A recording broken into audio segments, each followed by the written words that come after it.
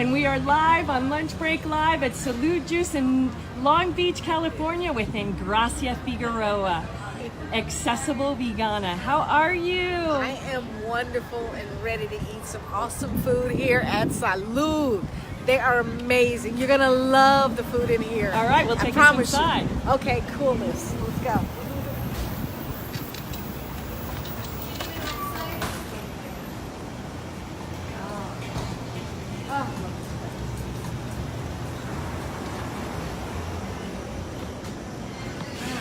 How are you, Engracia? Thank you so much for joining us. Thank you for having me. I am great. Loving this weather. Perfect for me. Oh, here you guys go.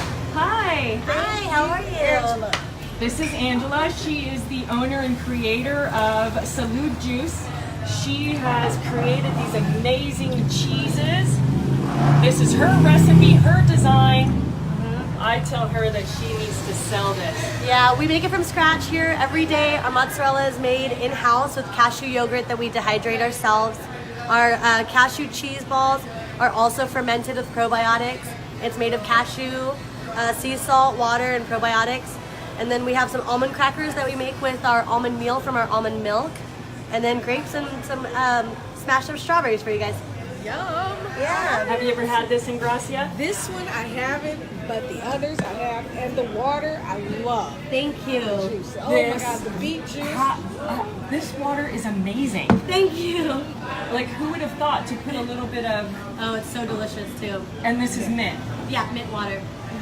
Yes. Yeah, It's it's super good for amazing. the digestive system and for your breath. Nice little refresher. Well, thank you for the cheese. We're gonna go ahead and Yeah. try the cheese. And Engracia, you're our first taster. I'm with Enjoy, it, guys. with it, Thank with it. you. Alrighty, let's do this.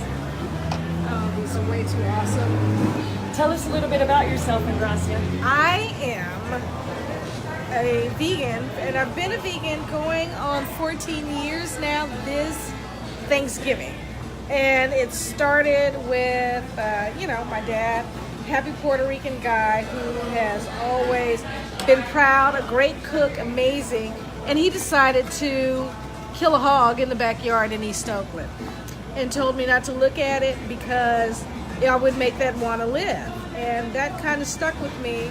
And from there, I stopped eating pork.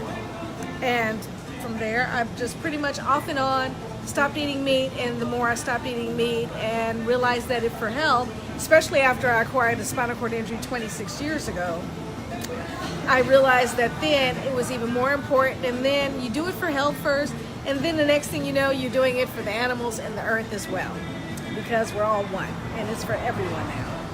So that's pretty much how my journey, and that's my vegan story in a nutshell. But oh my God, these cheeses are amazing. Oh my God. Is that good? It's amazingly deliciously I good. can't wait to taste it. Yes, amazing. And it's funny how I was worried when I became vegan, like, oh my God, what about cheese? What about cheese? Cheese has only gotten better since I've become a vegan. These amazing cheeses, like the artisans, have made people become more creative as a cook and even as an eater. Is that delicious? Delicious. Oh, that looks really good. Do you know, do you know what this is? Smashed strawberries, she said. Smashed strawberries. Yum. Yes. Yum. The crackers are amazing.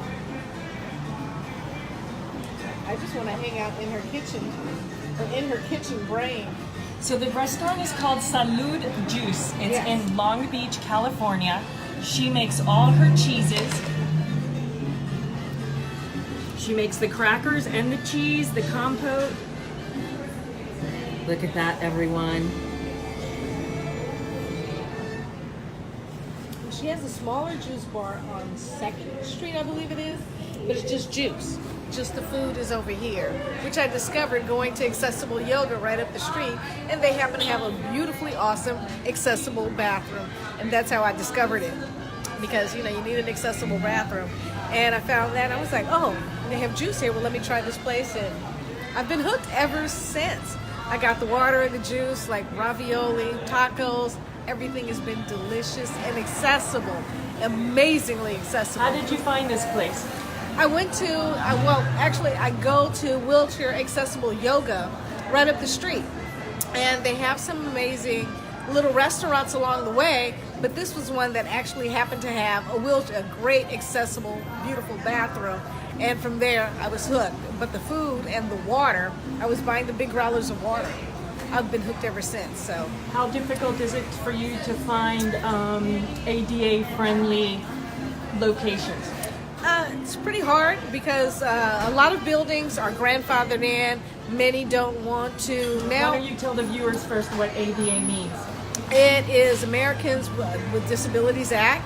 So the ADA was doctored in 1992 with President Father Bush. And from there, these laws have just been getting tapered off left and right.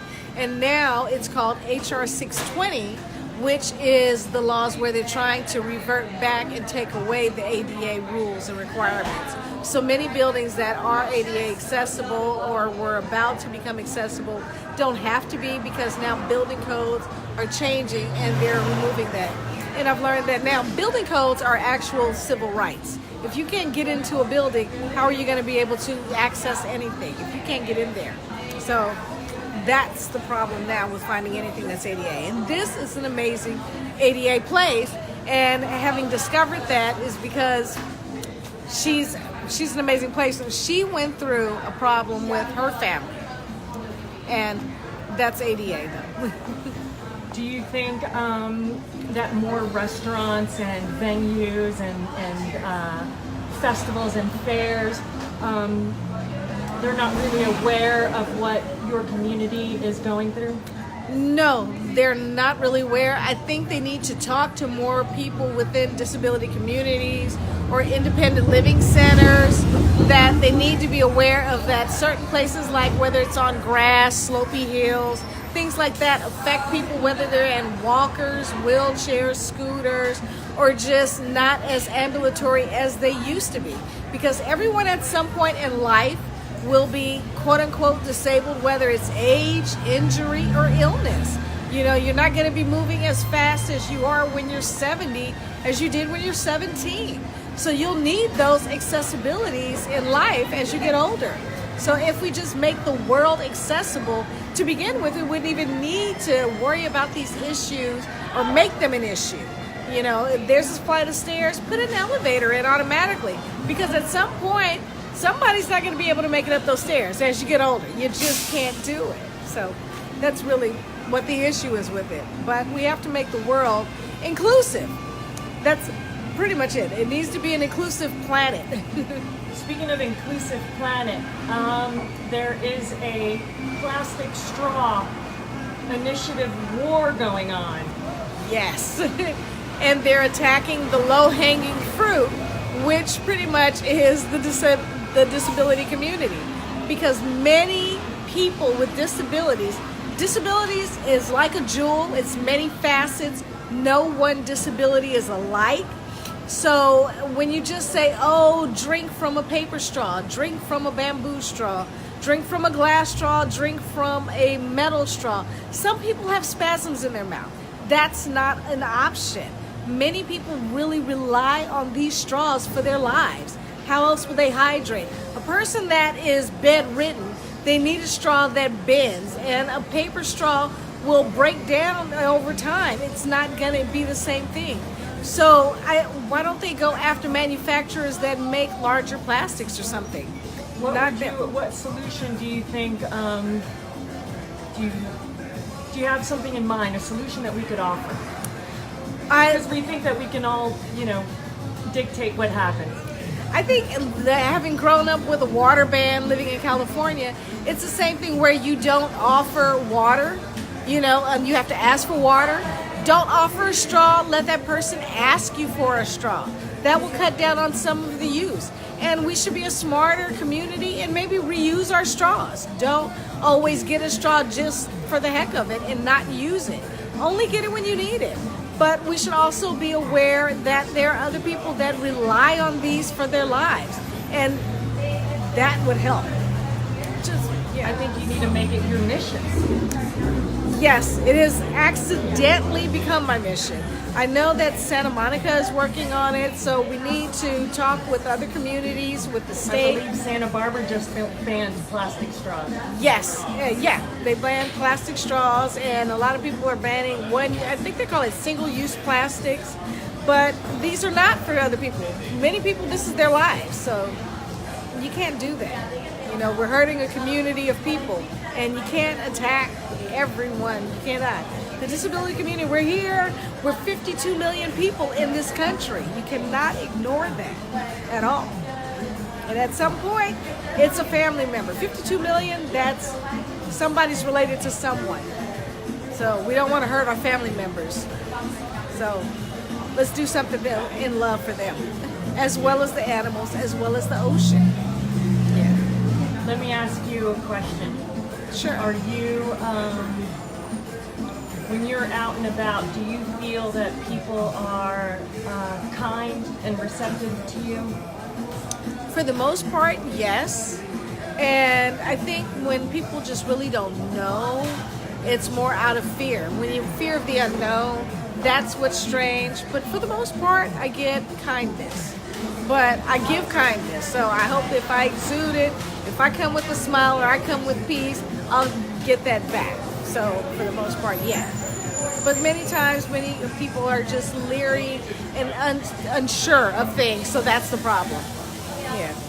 Would you like to share with us how you became disabled? Yeah, that was an interesting thing. 26 years ago, I was working at an insurance company on my way to work. I was taking a train, BART train in the Bay Area, and I fainted and fell. I thought I was falling to the side. I fell off the platform. The train came 15 minutes later of a 6-car train. 3 of the cars rolled over me, crushed my left leg, and pushed me 50 feet from it, and it broke my neck in the 6th and 7th vertebrae. So I have an amputation on the left leg as well as a spinal cord injury. So now I'm in that group of a small group of women that have spinal cord injuries and aging with a disability. And that became kind of it seems like a job because a disability is industry in its own way. And it seems like you've turned it around because you've opened up a new page. I saw that you opened up a new page and you're making it your mission to spread the word about your injury. Yes. I realized that being a vegan also helps my disability because it helps with digestion as well as the community. There are many products and things that are not actually great for the earth. So I wanted to find out about all of those, and I didn't want to use bad products that would actually hurt my body as well. So just because I'm disabled and in a wheelchair, that doesn't mean that I need to be causing problems to the earth. I want everything to be accessible and vegan, and the world should be that way for everyone. And speaking of that and maintaining your health, you just got a nice plate of raviolis. Good God, yes. Yep, your favorite. Yes. They're made with love today by Sam. Yes. And Tell us about these. So the outside is just a coconut wrap. So there's no pasta at all involved. The inside is also made with our almond meal. It is an almond ricotta. The outside is a turmeric dressing, also raw. The top is sprinkled with what we call swinkles. It's our kale pulp mixed with seaweed and a couple other spices, and that's dehydrated. The arugula salad is just plain arugula, radish, sesame seeds, olive oil. So that entire plate is raw. And then we have the tacos, which is also raw. raw. Wow, that looks amazing. Yeah, and it's a lettuce wrap with a walnut meat that we also make in-house, cashew sour cream we make in-house, chopped cherry tomatoes, avocado, cilantro, and onions. I can't wait to try that. Yeah, enjoy, you guys. Thank you. Thank Thank you. you so much. Yes. All right, hold on. I'm a little too high here.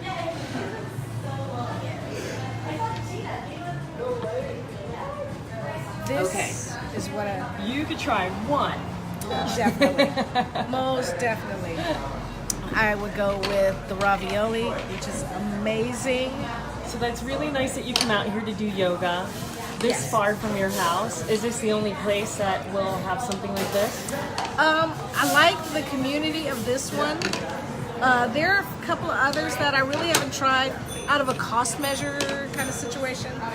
But because, well, let's face it, many folks are not big in, not working or low income, things like that. But the community at this one, it's a few folks with disabilities that I've met over throughout the various disability community meetings and organizations and different things. And I love going to this one here. It's a great vibe, the area, the neighborhood. It's a long way, but it's so worth it. And it's yoga. When you go where it feels good. And it feels good at this one. And the whole neighborhood, the ambiance, the air is perfect for that. And then the food afterwards is like the benefit afterwards.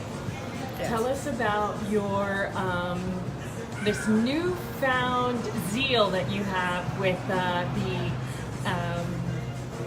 film disability community.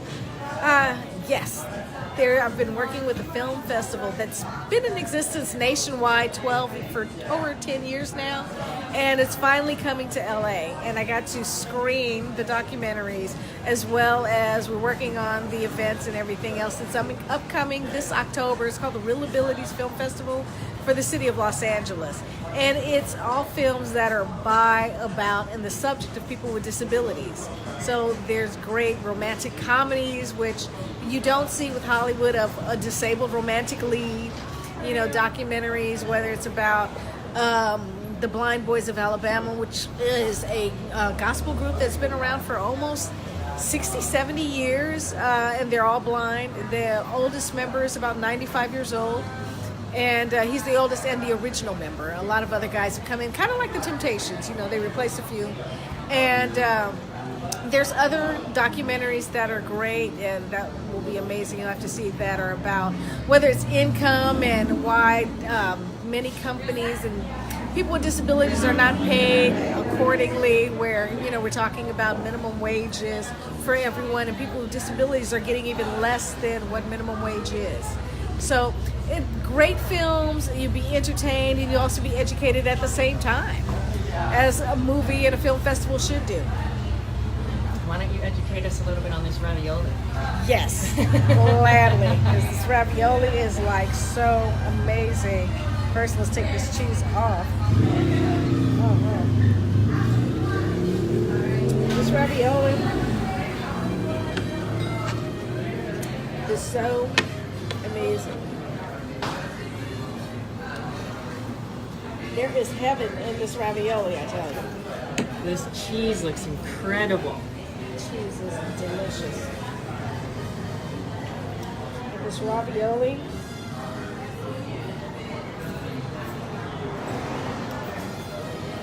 After a good workout and accessible yoga, you deserve something really awesome like this. And right. This is definitely what it's all about right here.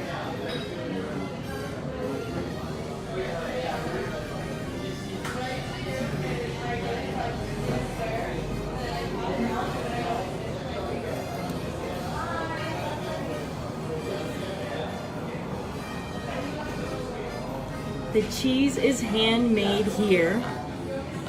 She makes her cheeses. She makes the crackers. She makes everything. She makes everything. The compote.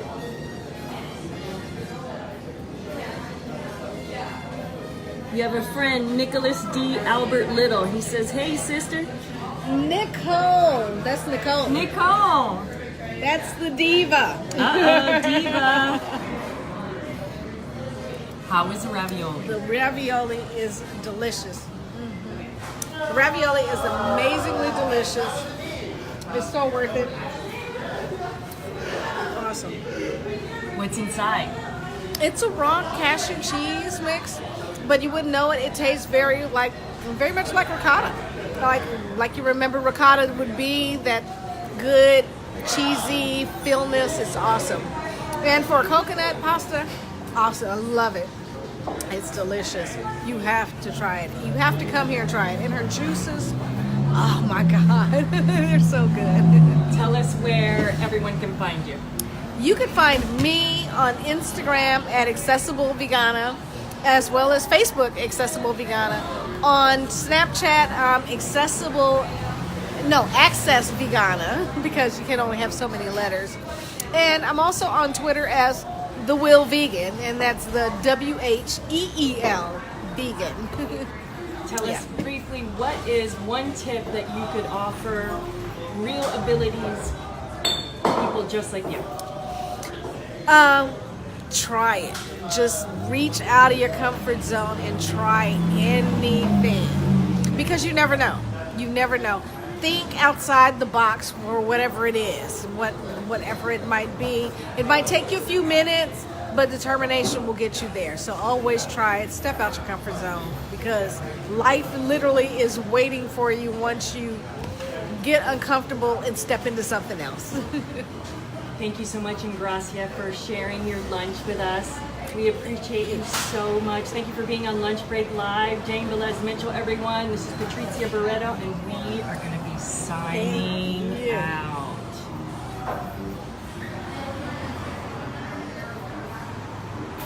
Cheers to your health, everyone. Thank you so much for joining.